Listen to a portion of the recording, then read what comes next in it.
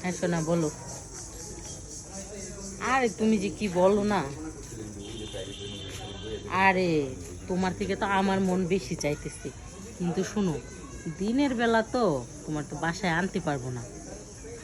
আরে কি বলো, এখনই আসবা? আরে না না না না, আরে এখন আসা যাবে না, দিনের বেলা তো বাড়িতে অনেক লোকজন। শোনো, রাত 12টার পরে আসবা। রাত 12টার পরে আমি দরজা খুলে রাখবো, তুমি খালি পিছন দিক দিয়ে ঢুকে রুমে চলে যাবা। হ্যাঁ, আরে না, তোমার আরে শোনো, আমার সব কিছু পরিষ্কার করে রাখছি, তুমি জানো না আমি কত পরিষ্কার। হ্যাঁ হ্যাঁ,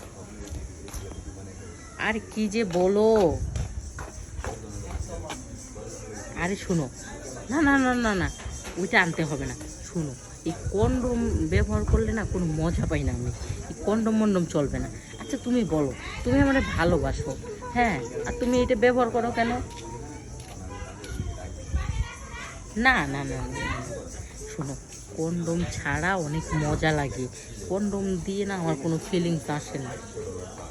হ্যাঁ, আচ্ছা ঠিক আছে, শোনো, তুমি যখন রাত্রে আসবা, তুমি একটু বাড়ির পিছনটা ফলো করবা, কেউ যেন তোমাকে না দেখে। আরে আজকে সারা রাত তোমাকে রাখবো। হ্যাঁ হ্যাঁ, সারা রাত রাখবো। আর রাতে 5বার কেন, তুমি যদি চাও তোমাকে 7বারও দেবো, কিন্তু একটা শর্ত, ওই যে বললাম না, কন্ডম ছাড়া।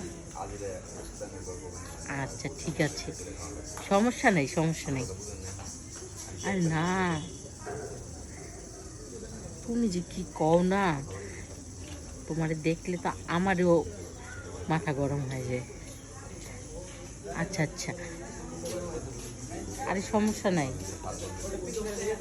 আচ্ছা ঠিক আছে, আচ্ছা ঠিক আছে, আমি এখন রুমে যাব, এখন আর ফোন দিও না, কারণ এখন তো আমার ঘরে জামাই আছে, আমার জামাই নাইট ডিউটিতে যাবে, যখন রাত্রে এসো, হ্যাঁ।